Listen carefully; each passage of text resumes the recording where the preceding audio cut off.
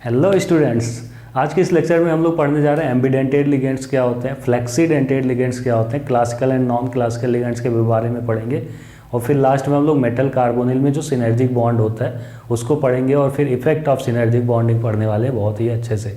इस पार्ट से JEE advance में क्वेश्चन आ चुका है और जेईई मेंस नीट में भी आने के चांसेज है इन फ्यूचर, जेईई एडवांस में तो आने के चांसेज है। ये जो पार्ट होता है स्टूडेंट्स को समझ में भी कम आता है जब वो एनसीईआरटी पढ़ते हैं, तो मैं कोशिश करूंगा कि आपको बहुत ही अच्छे से समझ में आए सारी चीज़ें। So let's start today's lecture. What सबसे पहले हम लोग पढ़ेंगे एम्बीडेंटेड लिगेंड। What एम्बीडेंटेड ligand, एम्बीडेंटेड ligands. ये जो एम्बीडेंटेड लिगेंड्स है वो आपसे तो डायरेक्ट पूछा जा सकता है कि आइडेंटिफाई एम्बीडेंटेड लिगेंड, आपको 4 ऑप्शन देके पूछा जा सकता है। बाकी इसका इंपॉर्टेंट जब हम लोग आइसोमेरिज्म पढ़ेंगे तो उसमें भी आने वाला है, तो एम्बीडेंटेड लिगेंड को बहुत ही अच्छे से समझें, ठीक है, क्योंकि इसका आइसोमेरिज्म में एप्लीकेशन है, बहुत अच्छे से एप्लीकेशन है, तो एम्बीडेंटेड लिगेंड को अच्छे से समझना है। क्या देखो, एम्बीडेंटेड लिगेंड क्या होता है?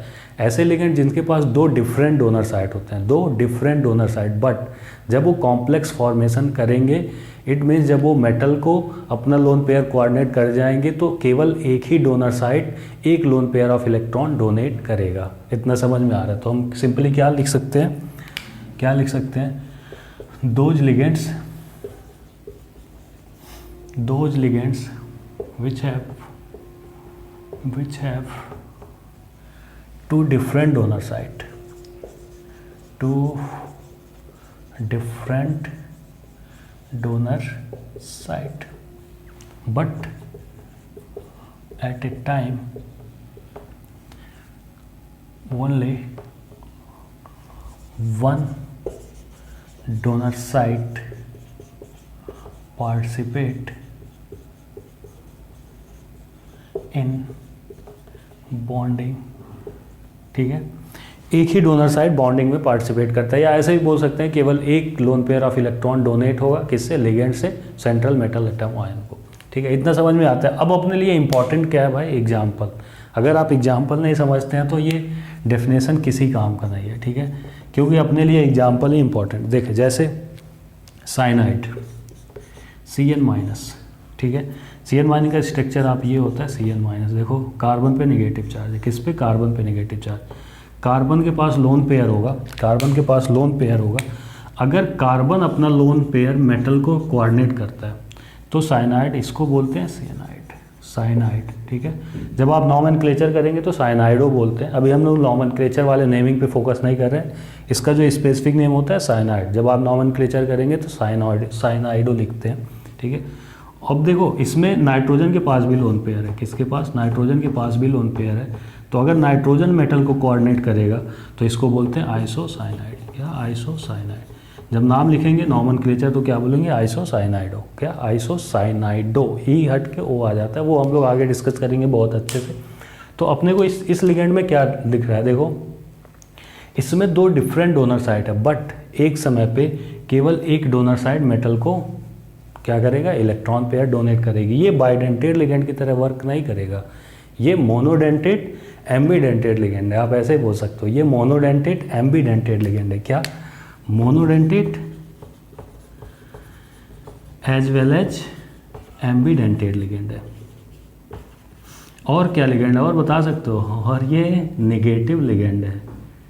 और क्या? ये एनायनिक लिगेंड है, या आप बोल सकते हो नेगेटिव लिगेंड है, ठीक है। तो आपसे अगर पूछा जाए कि साइनाइड माइनस क्या है तो आप बता सकते हो monodentate as well as ambidentate ligand.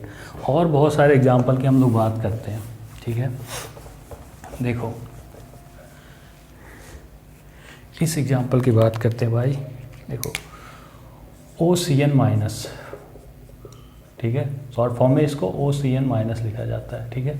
अब यहाँ से अगर लोन पेयर कोऑर्डिनेट करेगा, ठीक है, देखो इसका नाम जो होता है इसको तो बोल सकते हैं साइनेट। क्या बोलते हैं? साइनेट। जब नॉमेनक्लेचर करेंगे तो साइनाइटो बोलेंगे। क्या? साइनाइटो। अच्छा, यहाँ से भी डोनेट कर सकते हैं। देखो, इसको ऐसे शॉर्ट फॉर्म में NCO ऐसे बोला जाता है, नेगेटिव चार्ज किस पे? नाइट्रोजन पे, ठीक है। इसको क्या बोलेंगे? अब यहाँ से इसके पास भी, नाइट्रोजन के पास भी लोन पेयर है, ये मेटल को कोऑर्डिनेट कर सकता है, तो इसको क्या बोलेंगे? इसको क्या बोलेंगे? बता सकते हो भाई? इसको बोलेंगे आइसोसाइनाइडो। अच्छा, एक नाम इसको और बोल सकते हैं, देखो इसको साइनेट, आइसोसाइनेट, इसको एक नाम और क्या बोल सकते हैं, साइनेट ओ बोल सकते हैं, इसको बोलते हैं साइनेट एन बोल सकते हैं। ऐसे ही बोल सकते हैं आप नॉमेनक्लेचर के दौरान, कोई दिक्कत नहीं है, साइनेट ओ, साइनाइट एन, ठीक है। और भी एग्जांपल देखते हैं भाई। देखो ऑक्सीजन हटा के जब सल्फ़र रिप्लेस किया जाता है ऑक्सीजन को सल्फ़र से, तो उस पर थायो आ जाता है। बट देखो जैसे ये लिगेंड है SCN-, इसको शॉर्ट फॉर्म में क्या बोला जाएगा, SCN-, ठीक है। तो इसको बोला जाएगा क्या, इसको बोला जाता है थायोसाइनेट। क्या बोला जाए, थायोसाइनेट, साइनेट, ओके। अब यहाँ से देखो ये नाइट्रोजन भी कोऑर्डिनेट कर सकते हैं, क्या, नाइट्रोजन भी कोऑर्डिनेट कर सकता है। देखो इसके पास भी लोन पेयर है, बट ध्यान देना इस पे निगेटिव चार्ज नाइट्रोजन पे है, इसको क्या बोलोगे, आइसोथायोसाइनेट। या इसको और क्या नाम बोल सकते हो, और क्या नाम बोल सकते हो, बता सकते हो, इसको बोल सकते हो थायोसाइनेट S बोल सकते हो, इसको थायोसाइनेट N बोल सकते हो, ठीक है। तो हमने क्या करा, देखो ऑक्सीजन को हटा के सल्फर जब भी आता है तो थायो वर्ड आता है, ऑक्सीजन को हटा के सल्फर जब भी आता है थायो वर्ड आता है। आप स्ट्रक्चर के साथ याद रखेंगे तो आपको थोड़ा सा, अगर आपसे पूछ लिया जाए कि बताए थायोसाइनेट आयन में कितने नंबर ऑफ लोन पेयर है, तो जब आपके पास नेगेटिव चार्ज पता होगा कहाँ पे है, तब आप एक्चुअली इस क्वेश्चन का आंसर दे पाएंगे। तो आप स्ट्रक्चर के साथ अगर याद रखते हैं तो समझ में आ जाएगा। यहाँ पे सल्फर डोनर साइट है और यहाँ पे नाइट्रोजन डोनर साइट है, ध्यान रखें। और एग्जाम्पल देखते हैं, एक एग्जाम्पल ये और देखते हैं, जैसे देखो NO2-, ठीक है, इसका स्ट्रक्चर बता सकते हो, ये होता है NO2-। अब यहाँ पे अगर नाइट्रोजन डोनर साइट है, देखो नाइट्रोजन के पास भी तो लोन पेयर, अगर नाइट्रोजन डोनर साइट है तो इसको बोलते हैं नाइट्रो, क्या बोलते हैं, नाइट्रो। और अगर ONO ऐसे लिखा होता है, ONO, इट मीन्स अगर ऑक्सीजन डोनर साइट है, अगर ऑक्सीजन डोनर साइट है, ठीक है, तो इसको बोलते हैं नाइट्राइटो, क्या, नाइट्राइटो, ठीक है, या नाइट्राइट बोलते हैं। जब हम लोग नॉमेनक्लेचर करते हैं तब वहाँ पे नाइट्राइटो बोलते हैं एक्चुअली।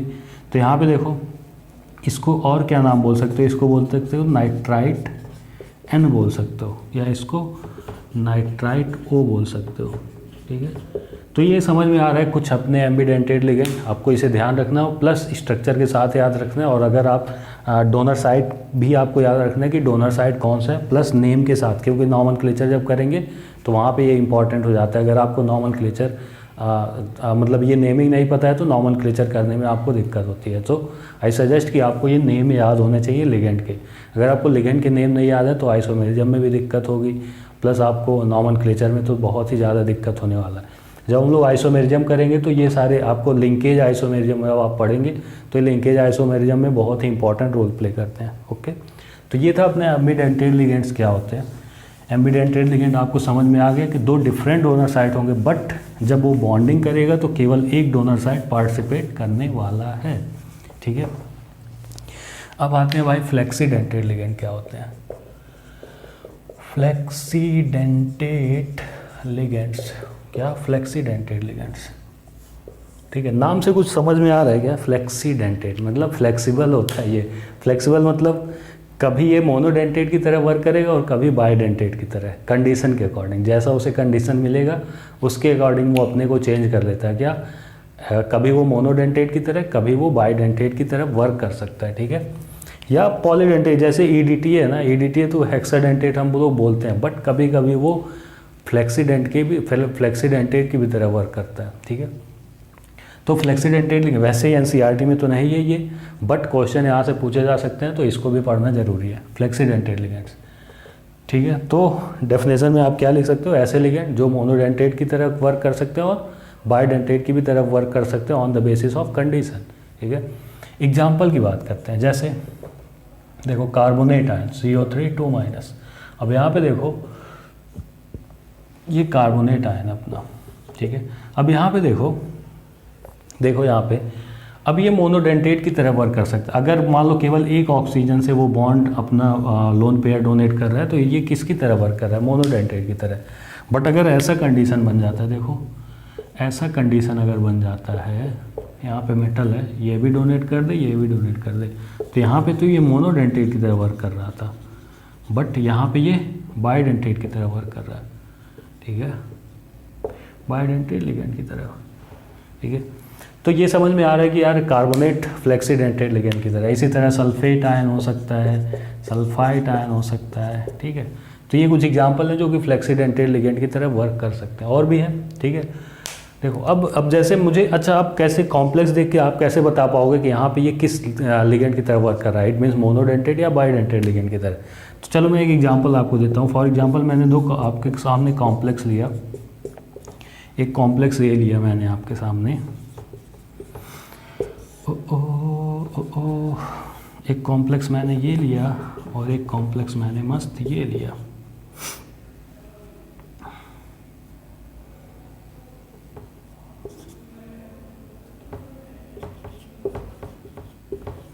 ठीक है। ये कॉम्प्लेक्स मैंने लिया +2, ठीक है।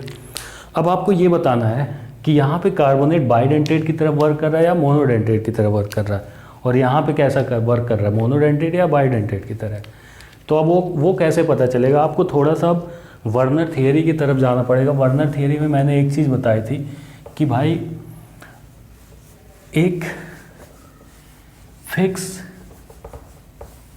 प्राइमरी वैलेंसी के लिए सेकेंडरी वैलेंसी क्या होता है, फिक्स होता है, ठीक है। जैसे समझना, अगर प्लेटिनम +2 में है तो कोऑर्डिनेशन नंबर इसका हमेशा क्या होगा, 4 होगा। प्लेटिनम अगर +2 में है तो कोऑर्डिनेशन नंबर 4 होगा। प्लेटिनम अगर +4 में है तो कोऑर्डिनेशन नंबर इसका हमेशा 6 होगा। ये इसमें कोई भी एक्सेप्शन नहीं है, +6। जैसे अगर कोबाल्ट +2 में है तो या तो 4 हो सकता है या 6 होता है, बस अगर कोबाल्ट +3 में है तो हमेशा कोऑर्डिनेशन नंबर क्या होने वाला है, 6।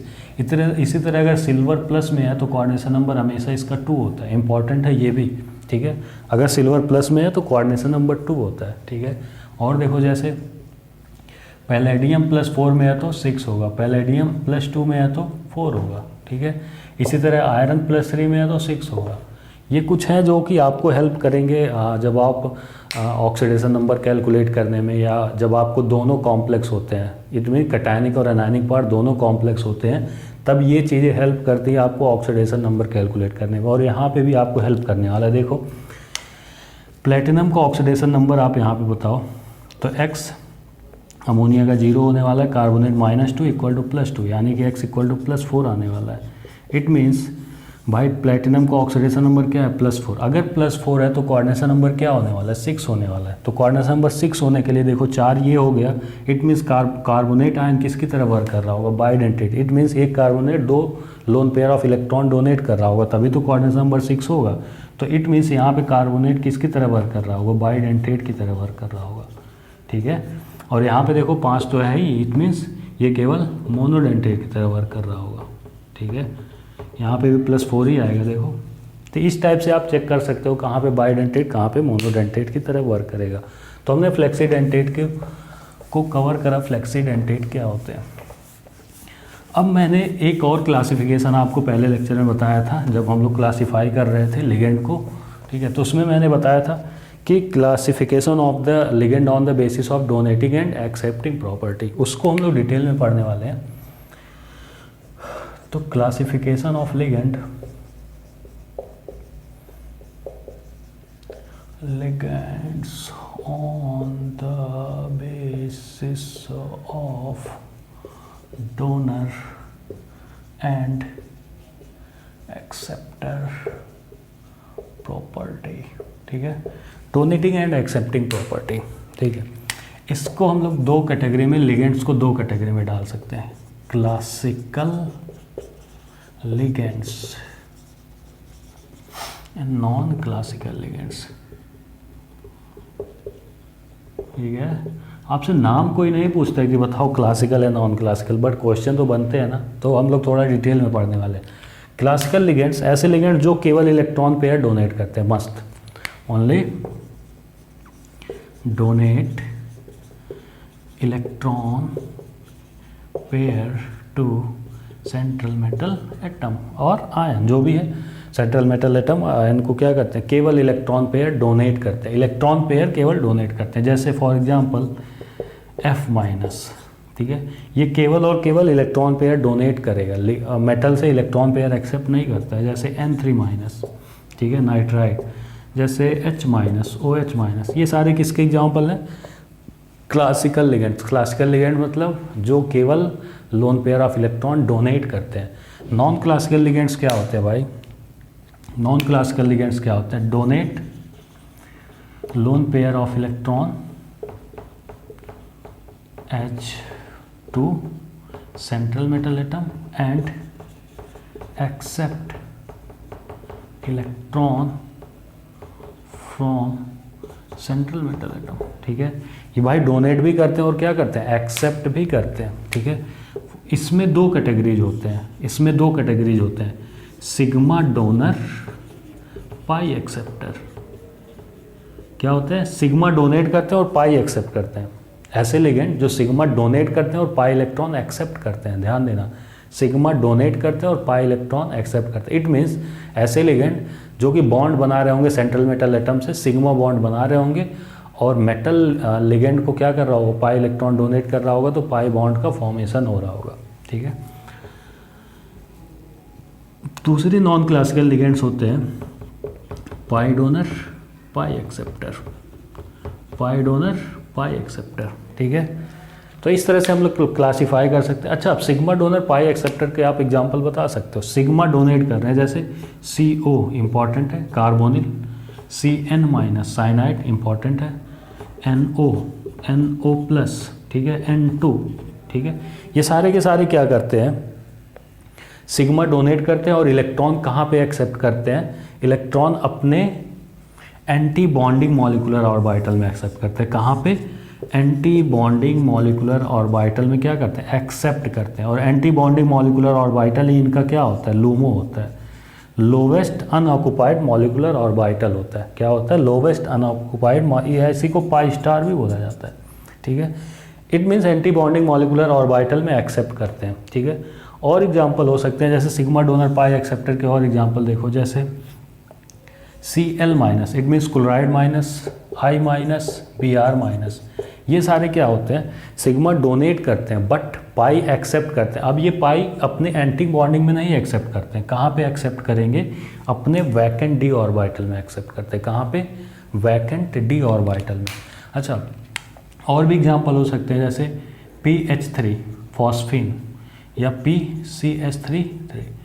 ये भी सारे क्या हैं? ये उसी कैटेगरी में आ जाते हैं। किसमें? Sigma donor, pi acceptor, but पाई कहाँ पे एक्सेप्ट कर रहे होंगे? इन वैकेंट d ऑर्बिटल। कहाँ पे? वैकेंट d ऑर्बिटल में एक्सेप्ट कर रहे होंगे, ठीक है। इतना समझ में आ रहा है? तो इस टाइप से आप समझ सकते हैं। अब इसमें देखो, इसमें वैकेंट d ऑर्बिटल क्यों बोल रहा हूँ? ये देखो ये सारे 3D या 4D के एलिमेंट्स है। 3D मतलब सॉरी 3D नहीं, थर्ड पीरियड है, it my mistake, third period और फोर्थ पीरियड के एलिमेंट्स है। और ये सारे देखो सेकंड पीरियड्स के एलिमेंट है, carbon carbon, nitrogen nitrogen nitrogen. तो उसके पास तो वैकेंट d ऑर्बिटल्स होगा नहीं, तो कहाँ पे एक्सेप्ट करते हैं? एंटी बॉन्डिंग मॉलिक्यूलर ऑर्बिटल में एक्सेप्ट करता है। पाई डोनर, पाई एक्सेप्टर, ये भी इंपॉर्टेंट है। जैसे देखो CH2 double bond CH2, it means ethene. ये पाई डोनेट करेगा और पाई एक्सेप्ट करेगा। कहाँ पे एक्सेप्ट करेगा? आप बता सकते हो। कार्बन किसका है? सेकंड पीरियड के एलिमेंट से। इट मीन वो कहाँ पे एक्सेप्ट करने वाला होगा? वो अपने एंटी बॉन्डिंग मॉलिक्यूलर ऑर्बिटल में एक्सेप्ट करेगा। और देखो C2H2, ठीक है, C5H5 माइनस। अच्छा, ये C5H5 माइनस ही बहुत ही वैसा कंपाउंड है। देखो ये कंपाउंड होता है, ये C5H5 माइनस है। अब यहाँ पे देखो, ये सिग्मा बॉन्ड भी बना सकता है इसके साथ। इट मीन्स सिग्मा भी डोनेट कर सकता है और इससे पाई भी डोनेट कर सकता है। तो ये दोनों कैटेगरी में आ सकता है। सिग्मा डोनर पाई एक्सेप्टर में आ सकता है या पाई डोनर पाई एक्सेप्टर में भी आ सकता है। अगर पाई डोनर पाई एक्सेप्टर में आ रहा होगा तो तब भी ये किस में एक्सेप्ट कर रहा होगा? अपने एंटी बॉन्डिंग मॉलिक्यूलर ऑर्बिटल में इलेक्ट्रॉन एक्सेप्ट करेगा। इसी तरह बेंजीन भी अपना क्या होगा? पाई डोनर पाई एक्सेप्टर कैटेगरी में आ जाएगा। इसको भी हम लोग डिटेल में पढ़ने वाले हैं, ये कैसे बॉन्ड बनाते हैं, जिसमें हम लोग फेरोसिन का आपको एग्जांपल पता हो। फेरोसिन में यही आता है, C5H5 ही आता है। फेरोसिन यही तो होता है, Fe C5H5 2। अब इसमें देखो ये फेरोसिन होता है, ठीक है। तो इसमें ये किसकी तरह वर्क कर रहा होगा, पाई डोनर की तरह वर्क कर रहा होगा, पाई डोनर की तरह। अगर पाई डोनर की तरह वर्क कर रहा होगा तो इसमें देखो 6 इलेक्ट्रॉन डोनर है, क्या ये 6 इलेक्ट्रॉन डोनर है, ठीक है। उसको हम लोग डिटेल में पढ़ने वाले हैं, फेरोसिन को भी हम लोग पढ़ेंगे, जिस सॉल्ट को भी पढ़ेंगे तो अच्छे से पढ़ने वाले हैं क्या होता है। बट ये एक्चुअली अपना क्लासिकल है, नॉन क्लासिकल। देखो हम लोगों ने ये पढ़ चुका है, क्लासिकल पढ़ चुके हैं, अब अपने को नॉन क्लासिकल पढ़ना है। इट मीन्स पहले हम लोग पढ़ेंगे sigma donor pi acceptor and फिर पढ़ेंगे हम लोग पाई डोनर पाई एक्सेप्टर के बारे में, ठीक है। तो सिग्मा डोनर पाई एक्सेप्टर समझ में आ रहा होगा क्या होता है, क्या होता है सिग्मा डोनर पाई एक्सेप्टर। सिग्मा इलेक्ट्रॉन डोनेट करेगा और पाई इलेक्ट्रॉन एक्सेप्ट करेगा। कहाँ पे एक्सेप्ट कर सकता है, या वैकेंट डी ऑर्बिटल में एक्सेप्ट करेगा या अपने एंटी बॉन्डिंग मॉलिक्यूलर ऑर्बिटल में एक्सेप्ट करेगा। अब बहुत ही इंपॉर्टेंट कंपाउंड, जितने भी मेटल कार्बोनिल्स होते हैं, क्या होते हैं, मेटल कार्बोनिल कंपाउंड्स होते हैं, ठीक है। मेटल कार्बोनिल कंपाउंड्स जो होते हैं उसमें देखो कार्बोनिल है ना, इट मीन्स मेटल और CO के बीच में बॉन्ड फॉर्मेशन हो रहा होगा। क्या होगा, मेटल और CO के बीच में बॉन्ड फॉर्मेशन। ये देखो एक ऑर्गेनोमेटेलिक कंपाउंड हो गया, क्या हो गया, ऑर्गेनोमेटेलिक। इट मीन्स मेटल और कार्बन के बीच में डायरेक्ट बॉन्ड। तो मेटल कार्बोनिल्स क्या होते हैं, एक ऑर्गेनोमेटेलिक कंपाउंड होता है, ऑर्गेनोमेटेलिक कंपाउंड होते हैं, ठीक है। कैसे कंपाउंड्स होते हैं, sigma and pi bonded organometallic compounds होते हैं। क्योंकि ऑर्गेनोमेटेलिक कंपाउंड्स को 3 कैटेगरी में डाल सकते हैं, sigma bonded, pi bonded and sigma and pi bonded दोनों। ये दोनों होता है, सिग्मा एंड पाई बॉन्डेड दोनों होता है, ठीक है। क्यों होता है हम उसकी चर्चा थोड़ी सी अभी करते हैं इसमें, ठीक है। देखो होता क्या है, अब मेटल कार्बोनिल की बात करते हैं इसमें। देखो कैसे बॉन्ड का फॉर्मेशन हो रहा होगा इसमें। हम क्या बोला था हमने, CO क्या होता है, CO सिग्मा डोनर होता है और पाई एक्सेप्टर होता है। इसी की तो बात हमने करी थी, ये नॉन क्लासिकल लिगेंड। अब इस मेटल कार्बोनिल में हम लोग बात करते हैं कैसे ये बॉन्ड का फॉर्मेशन हो रहा होगा।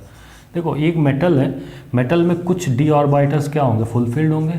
तो ये मैं कुछ डी ऑर्बिटल्स बना रहा हूँ जो कि क्या है, फुलफिल्ड है। और एक मान लो इसमें जो एक ऑर्बिटल है ये मान लो क्या है, क्या है, ये वैकेंट है। क्या है, ये वैकेंट है। अच्छा ये कार्बोनिल की अगर बात करें तो ये अपना कार्बोनिल होता है CO, ठीक है, ठीक है। इसके पास क्या होता है, इसमें एक्चुअली कोऑर्डिनेट बॉन्ड होता है। तो यहाँ पे क्या आता है, एक लोन पेयर आता है, ये उसका लोन पेयर होता है, ठीक है, ये उसका लोन पेयर है। इसको हम लोग होमो बोलेंगे, क्या, होमो, हाईएस्ट ऑक्युपाइड मॉलिक्यूलर ऑर्बिटल। अब इसके पास क्या होगा, इसके पास तो भाई लोमो होगा जो कि अनऑक्युपाइड है, जो कि अनऑक्युपाइड। यहाँ पे भी लोन पेयर है ऑक्सीजन के पास भी, बट उससे हमें मतलब ज़्यादा नहीं है, ठीक है। ये क्या है उसका, ये क्या है उसका, लोमो है, लोवेस्ट अनऑक्युपाइड मॉलिक्यूलर ऑर्बिटल, या इसी को क्या बोलेंगे, एंटी बॉन्डिंग मॉलिक्यूलर ऑर्बिटल या पाई स्टार बोलेंगे, जो भी है, ठीक है। अब ये क्या करेगा, ये लिगेंड की तरह वर्क करेगा, ये लिगेंड की तरह वर्क करेगा। तो अपना इलेक्ट्रॉन क्या करेगा, इसको डोनेट करेगा। कैसे करेगा, सिग्मा बॉन्ड की तरफ, थ्रू सिग्मा बॉन्ड के थ्रू, किसके थ्रू, सिग्मा बॉन्ड के थ्रू। तो इसीलिए क्या बोल रहा हूँ, सिग्मा डोनर है। क्या है ये, सिग्मा डोनर। अब क्या होगा, ये जो इलेक्ट्रॉन्स है, ये फुलफिल्ड जो मतलब फिल्ड इलेक्ट्रॉन्स है डी ऑर्बिटल्स में मेटल के, ये क्या करेगा, अपना इलेक्ट्रॉन इसको क्या करेगा, पाई बॉन्ड के थ्रू डोनेट करेगा। क्या करेगा, पाई बॉन्ड की तरह डोनेट करेगा। इस तो ये कंडीशन क्या कहला रहा है, ये देखो एक तरीके का बैक बॉन्डिंग केस हो गया। क्या हो गया, बैक बॉन्डिंग केस हो गया। इट मीन्स बैक बॉन्डिंग, आप केमिकल बॉन्डिंग में बहुत अच्छे से पढ़ते हैं कि ये अपना इलेक्ट्रॉन दे रहा है और प्लस इलेक्ट्रॉन एक्सेप्ट भी कर रहा है, तो वही तो बैक बॉन्डिंग होता है, ठीक है। कैसी बैक बॉन्डिंग है, देखो p पाई d पाई बैक बॉन्डिंग है। क्यों, क्योंकि ये d इलेक्ट्रॉन है और अपने किस में ऑर्बिटल में रहा हो, p पाई ऑर्बिटल में ले रहा होगा, वो anti bonding it means p pi star है, एक्चुअली p पाई स्टार है, तो उसमें इलेक्ट्रॉन ले रहा होगा, तो इस टाइप के।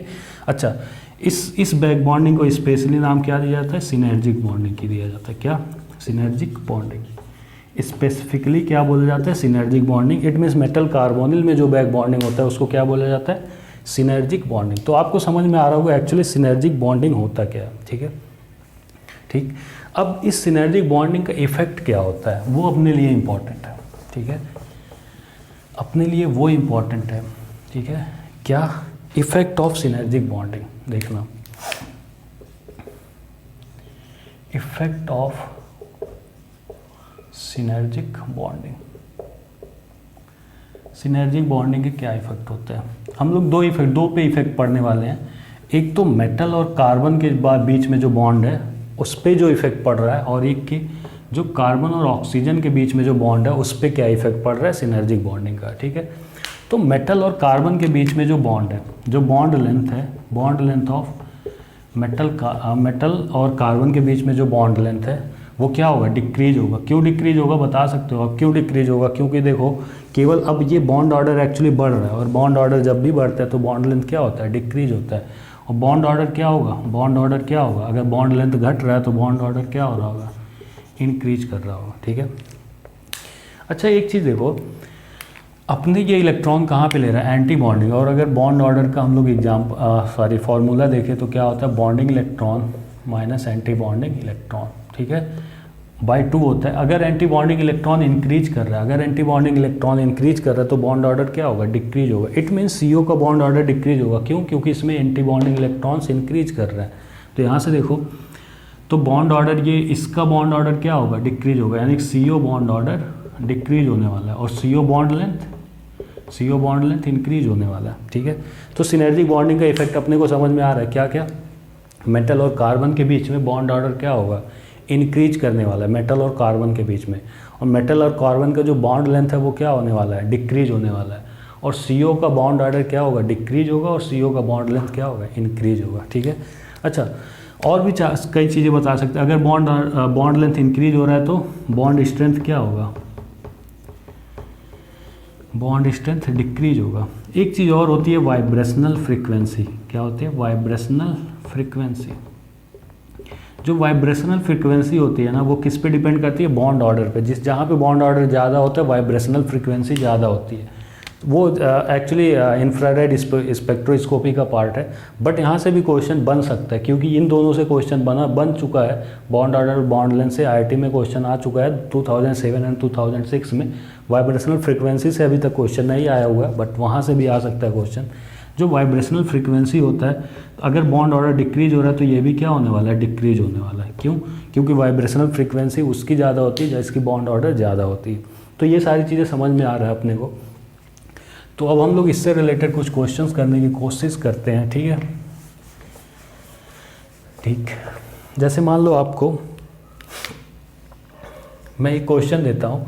अच्छा, अब ये डिपेंड करेगा, देखो अब जहाँ पे सिनर्जिक बॉन्डिंग अच्छे से होगी, जहाँ पे सिनर्जिक बॉन्डिंग अच्छे से होगी तो CO बॉन्ड ऑर्डर उतना ज़्यादा डिक्रीज होगा। समझ में आ रहा है आपको कि जितना ज़्यादा, ऐसे आप समझ सकते हो, जितना ज़्यादा मेटल अपना इलेक्ट्रॉन डोनेट करने की टेंडेंसी उसके पास होगी उतना ज़्यादा सिनर्जिक बॉन्डिंग अच्छे से होगा। अगर सिनर्जिक बॉन्डिंग अच्छे से होगा तो CO बॉन्ड ऑर्डर उतना ज़्यादा डिक्रीज होगा और CO बॉन्ड लेंथ उतना ज़्यादा इंक्रीज होने वाला है। इसी तरह अपोजिट इसमें हम लोग बोल सकते हैं। ठीक है, इट मीन्स जैसे मैं आपको एक क्वेश्चन दूँ, एक सिंपल सा क्वेश्चन देता हूँ आपको। जैसे मान लो आपके सामने मैंने 3 कंपाउंड लिखे, VO6 minus VCO6, compound A, compound B, और एक कंपाउंड मैंने लिखा ये VCO6 प्लस। मैं आपसे इसमें पूछता हूँ, मैं आपसे क्वेश्चन क्या हमारा कि आप बॉन्ड लेंथ ऑर्डर बता दो, bond length order of CO bond. CO bond length का आप ऑर्डर बता दो। CO बॉन्ड लेंथ का जो ऑर्डर है आपको वो बताना है, इंक्रीजिंग या डिक्रीजिंग ऑर्डर। अब देखो मैं क्या बोल रहा हूँ, जितना ज़्यादा अच्छे से सिनर्जिक बॉन्डिंग होगा। सिनर्जिक बॉन्डिंग अच्छे कब होगा, जब जो मेटल है, देखो ये मेटल है, ये कार्बन है और ये ऑक्सीजन है, जितना अच्छे से बॉन्डिंग होगा, जितना अच्छे से बॉन्डिंग होगा ये बॉन्ड लेंथ उतना ज़्यादा इंक्रीज कर जाएगा। क्या होगा, इंक्रीज कर जाएगा सिनर्जिक। ठीक है, उतना ज़्यादा वो इंक्रीज करने वाला है। तो देखो अब ये अच्छे से सिनर्जिक अपना पाई इलेक्ट्रॉन जितना अच्छे से डोनेट कर पाएगा। इट मीन्स पाई इलेक्ट्रॉन अच्छे से डोनेट कब कर पाएगा, जब उसके पास इलेक्ट्रॉन डेंसिटी क्या होगी, ज़्यादा होगी। क्या होगी, इलेक्ट्रॉन डेंसिटी क्या होगी, ज़्यादा होगी। तो अब देखो एक्चुअली इलेक्ट्रॉन डेंसिटी किस पे ज़्यादा है, किस मेटल पे इलेक्ट्रॉन डेंसिटी ज़्यादा है, या किस केस में इलेक्ट्रॉन डेंसिटी ज़्यादा है। यहाँ पे देखो अगर ऑक्सीडेशन नंबर निकालोगे तो V माइनस आएगा, यहाँ पे V न्यूट्रल आने वाला है और V प्लस आने वाला है। आप हमेशा कार्बोनिल पे डिपेंड नहीं करेगा, नंबर ऑफ कार्बोनिल पे डिपेंड नहीं करता है, किस पे, केवल दो चीज़ों पे आपको डिपेंड करेगा, एक मेटल की डोनेटिंग प्रॉपर्टी और लिगेंड की एक्सेप्टिंग प्रॉपर्टी पे डिपेंड करने वाला है। तो V माइनस था, V न्यूट्रल था, V प्लस था, वैनेडियम है। तो बताओ सबसे अच्छी सिनर्जिक बॉन्डिंग, यहाँ पे इलेक्ट्रॉन डेंसिटी सबसे ज़्यादा है, इट मीन्स सबसे अच्छे से सिनर्जिक बॉन्डिंग होने वाली है, इट मीन्स बॉन्ड लेंथ सबसे ज़्यादा इंक्रीज इसमें होने वाला है, इट मीन्स A में सबसे ज़्यादा होने वाला है, फिर B में और फिर C में। अगर बॉन्ड ऑर्डर पूछा जाता, ठीक है, बॉन्ड ऑर्डर पूछा जाता है तो अपोजिट हो जाता है। क्यों? क्योंकि इसमें बॉन्ड ऑर्डर सबसे ज़्यादा डिक्रीज हो रहा होगा। क्यों? क्योंकि बॉन्ड लेंथ अगर ज़्यादा इंक्रीज हो रहा है, इट मीन्स बॉन्ड ऑर्डर क्या होगा, सबसे कम होगा। ठीक है, ये समझ में आ रहा होगा। तो सबसे ज़्यादा बॉन्ड ऑर्डर किस में होगा, इसमें होगा। ठीक है, ओके। तो इस टाइप से आप क्वेश्चन कर सकते हो बड़े आराम से। इसी तरह मेटल कार्बन के बीच में भी आप निकाल सकते हो। ठीक है, एक IIT का जो क्वेश्चन था 2007 या 2006 में जो भी क्वेश्चन पूछा था, ये क्वेश्चन ये पूछा था, the value of bond length of CO bond is 1.128 angstrom in free state. In free state or isolated state, what is bond length of CO in FeCO5? ये शायद 2000 JEE एडवांस 2007 का question था। Option भी इसमें आपको दे दिया जाता है। ऑप्शन ये है, एक तो 1.128 ही दे देता हूँ, 1.150 एंगस्ट्रॉम, ये सारे एंगस्ट्रॉम में है, 1.172 एंगस्ट्रॉम एंड 1.118 एंगस्ट्रॉम। ठीक है, आपसे ये क्वेश्चन सिंपल सा पूछा जाता है कि the value of bond length of CO bond is 1.12 angstrom in free state.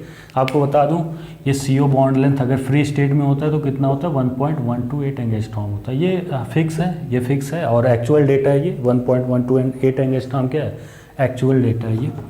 अब आपसे क्या पूछा जा रहा है कि FeCO5 में CO बॉन्ड लेंथ कितना होगा, FeCO5 में CO बॉन्ड लेंथ कितना होने वाला है। तो आप सोचो अगर सिनर्जिक बॉन्ड हुआ है तो CO बॉन्ड लेंथ इंक्रीज करा होगा, क्या होगा, इंक्रीज करा होगा। तो ये तो नहीं होने वाला है, ये हो सकता है क्योंकि ये देखो इंक्रीज है, 1.128 से ज़्यादा ही है, ये भी इंक्रीज है, ये नहीं हो सकता। बट अब इन दोनों में क्या होगा, इन दोनों में क्या होगा, तो थोड़ा सा आपको ध्यान लगाना है। क्या ये एक्चुअल में ये एक्चुअल डेटा है, मैक्सिमम बॉन्ड लेंथ कितना तक इंक्रीज हो सकता है, ये ऑप्शन होगा। ठीक है, ये क्यों नहीं होगा, ये बहुत ही ज़्यादा इंक्रीज्ड वैल्यू लिखा हुआ है, ये इंक्रीज इतना ज़्यादा इंक्रीज्ड वैल्यू नहीं होगा। मैक्सिमम कितना होने वाला है, 1.150 एंगस्ट्रॉम होने वाला है। ठीक है, तो आप इसमें थोड़ा सा, अगर आप जिन स्टूडेंट ने उस समय पे नहीं पढ़ा हुआ था इस क्वेश्चन को, इसमें थोड़ा सा कंफ्यूज होने वाला था, क्या इंक्रीज तो कर रहे हैं लेकिन कितना इंक्रीज होगा। तो आपको थोड़ा सा इसमें सेंस लगाना था, क्या इंक्रीज तो करेगा लेकिन बहुत ज़्यादा इंक्रीज नहीं करने वाला है। ठीक है, ओके। एक और क्वेश्चन आया था 2006 में, ये 2007 में आया था, 2006 में आया था। क्या क्वेश्चन क्या था, मैं क्वेश्चन पूरा नहीं लिख रहा हूँ। आपसे पूछा था lowest bond order of CO bond, CO bond का सबसे लोवेस्ट बॉन्ड ऑर्डर किस में होने वाला है। ऑप्शन जो था, मैं ऑप्शन आपके सामने लिख देता हूँ। ऑप्शन ये था MnCO6 plus FeCO5 CrCO6 and VCO6 minus. ये जो आप चार ऑप्शन थे, इसमें आपको क्या बताना है, lowest bond order of CO bond, मतलब ये आपको बताना है बॉन्ड ऑर्डर सबसे ज़्यादा कम किस, मतलब सबसे कम किस में होने वाला है, CO बॉन्ड ऑर्डर। ठीक है, तो बता सकते हो आप। तो अब मैं वही कह रहा हूँ कि जिसमें सबसे ज़्यादा सिनर्जिक बॉन्डिंग हो रही होगी तो CO बॉन्ड लेंथ उतना ज़्यादा इंक्रीज कर रहा होगा। अगर बॉन्ड लेंथ सबसे ज़्यादा जिसमें होगा उसका बॉन्ड ऑर्डर तो सबसे लोवेस्ट होगा ना, क्योंकि बॉन्ड लेंथ बॉन्ड ऑर्डर में क्या होता है, इन्वर्सली रिलेशन होता है। अगर बॉन्ड ऑर्डर सबसे ज़्यादा है तो बॉन्ड ऑर्डर क्या होने वाला है, सबसे कम होने वाला है। ठीक है, तो बॉन्ड लेंथ ही से चेक कर लो ना, सबसे ज़्यादा बॉन्ड लेंथ किस में ज़्यादा होगा। तो देखो सबसे ज़्यादा निगेटिव चार्ज, सबसे पहले आपको निगेटिव चार्ज देखना होता है। अगर सब पे चार्ज अगर इक्वल आ जाता है, अगर सब पे चार्ज इक्वल आ जाता है तब आप इलेक्ट्रोनेगेटिविटी चेक करते हो। बट इसमें देखो चार्ज इस पर +1 है, आप कॉम्प्लेक्स पे इम्पोर्टेंटली आप ये कॉम्प्लेक्स में मत देखना, इस पे देखना है चार्ज, किस पे, सेंट्रल मेटल पे देखना है। तो यहाँ पे +1 चार्ज आएगा क्योंकि CO तो 0 होता है ना, यहाँ पे 0, यहाँ पे 0 और यहाँ पे -1 चार्ज आने वाला है। तो सबसे नेगेटिव चार्ज सबसे ज़्यादा किस पे है, इस पे है। तो इस वजह से इसमें बॉन्ड लेंथ क्या होगा, सबसे ज़्यादा होगा, और बॉन्ड ऑर्डर क्या होगा, सबसे कम होगा। तो ऑप्शन क्या होगा अपना, ये होगा। तो इस टाइप से आप क्वेश्चन कर सकते हैं। बॉन्ड स्ट्रेंथ भी आप बता सकते हैं, बॉन्ड स्ट्रेंथ सबसे कम किस में होगा, बॉन्ड स्ट्रेंथ सबसे कम किस में होगा। अगर बॉन्ड लेंथ सबसे ज़्यादा है तो बॉन्ड स्ट्रेंथ भी सबसे कम इसी का होगा। अच्छा, बॉन्ड स्ट्रेंथ सबसे ज़्यादा किस में होगा बता सकते हो, इस वाले में होगा। क्यों? क्योंकि इसमें सिनर्जिक बॉन्डिंग बहुत ही वीक हो रही होगी और CO बॉन्ड लेंथ थोड़ा भी इंक्रीज नहीं कर रहा होगा, इंक्रीज तो कर रहा होगा बट बहुत ज़्यादा इंक्रीज नहीं कर रहा होगा, और बॉन्ड ऑर्डर भी बहुत ज़्यादा डिक्रीज नहीं कर रहा होगा। इसलिए क्या होगा, बॉन्ड स्ट्रेंथ सबसे ज़्यादा इसमें होगी, CO बॉन्ड स्ट्रेंथ। ठीक है, तो ये कुछ क्वेश्चन थे, आप ऐसे क्वेश्चंस को अटेम्प्ट कर सकते हैं बहुत आसान से। मैं आपको एक क्वेश्चन देता हूँ, आप कमेंट बॉक्स में बताना, आपको बॉन्ड स्ट्रेंथ ऑर्डर बताना है। क्या बताना है, बॉन्ड स्ट्रेंथ ऑर्डर। ये लिखो बॉन्ड स्ट्रेंथ ऑर्डर, ठीक है।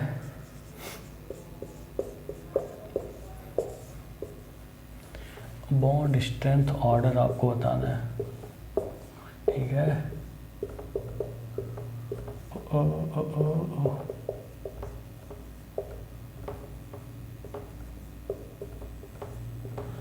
इसमें इन चारों कॉम्प्लेक्स में बॉन्ड स्ट्रेंथ ऑर्डर बताना है, ABCD में बॉन्ड स्ट्रेंथ ऑर्डर बताना है। ठीक है, आप कमेंट बॉक्स में करना।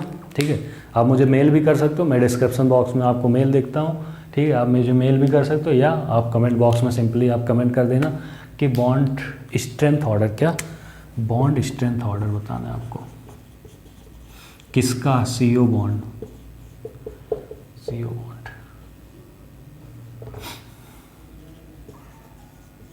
ठीक है, तो कमेंट करना आप मुझे।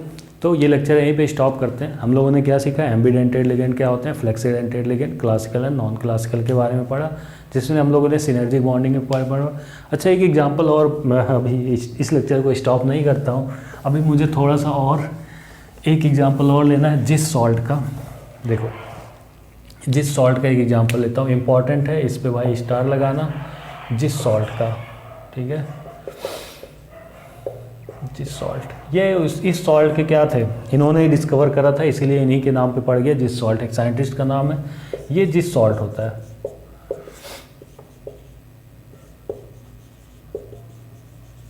ये जिस सॉल्ट होता है, इसको शॉर्ट फॉर्म में ऐसे भी लिखा जा सकता है कि प्लेटिनम Cl3। ऐसे कहीं कहीं पे आपने ऐसे मिलता हुआ है η² और C2H4। ठीक है, ऐसे भी मिल सकता है, आप दोनों कंपाउंड सेम ही है। η² क्या होता है हम लोग उसको आगे पढ़ने वाले हैं, बट अभी अपने को इसमें बताना है ये जो बॉन्ड है, ये अगर आपको पता हो तो C2H4 को हमने बात करी थी, क्या C2H4 क्या होता है, pi donor and pi acceptor होता है। ये भी तो एक ऑर्गेनोमेटेलिक कंपाउंड है, क्या है, एक ऑर्गेनोमेटेलिक कंपाउंड है। कैसा ऑर्गेनोमेटेलिक कंपाउंड होगा बता सकते हो, ये केवल पाई बॉन्डेड ऑर्गेनोमेटेलिक कंपाउंड होगा। क्यों बात करते हैं, इसके स्ट्रक्चर की बात करते हैं। देखो, इसके स्ट्रक्चर की बात करते हैं, ये इसका स्ट्रक्चर कुछ ऐसा होता है। देखो देखो, इम्पॉर्टेंट है भाई, इसको आप मजाक में नहीं ले सकते कुछ भी। ये होता है, और ये आपका,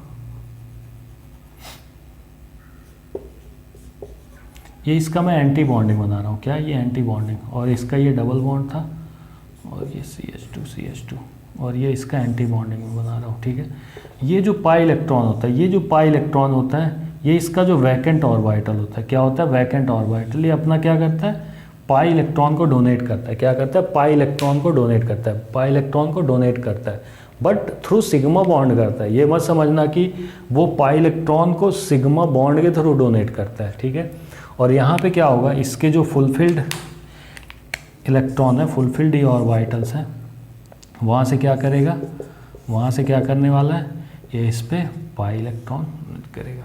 ठीक है, तो ये इसका कुछ कंपाउंड ये बनता है, इस पे टोटल पे नेगेटिव। अब इसमें बता सकते हो टोटल सिग्मा बॉन्ड कितना है, अगर पूछ लिया जाए कि जिस सॉल्ट में टोटल सिग्मा बॉन्ड कितने हैं, बता सकते हो सिग्मा बॉन्ड टोटल, और कितने पाई बॉन्ड है टोटल, बता सकते हो। सिग्मा बॉन्ड काउंट करते हैं, देखो 1 2 3 4 5 6 7।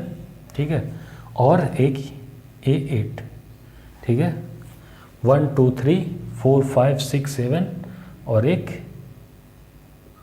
8, तो कितने हैं सिग्मा बॉन्ड 8 है, 8 सिग्मा बॉन्ड। और पाई बॉन्ड कितने हैं, पाई बॉन्ड कितने हैं, ठीक है, इसमें 2 पाई बॉन्ड है, ठीक है, 8 सिग्मा 2 पाई बॉन्ड प्रेजेंट है इसमें, ठीक है।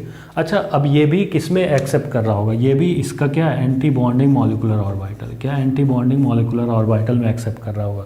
अच्छा, ये भी बॉन्ड लेंथ इंक्रीज कर रहा होगा, जैसे आपसे क्वेश्चन पूछ लिया जाए कि CH2 डबल बॉन्ड CH2 का बॉन्ड लेंथ मान लो x है, ठीक है, और इस कंपाउंड में जो बॉन्ड लेंथ y है, तो x और y में क्या रिलेशन होगा, यहाँ पे y क्या होगा, ग्रेटर देन x होगा।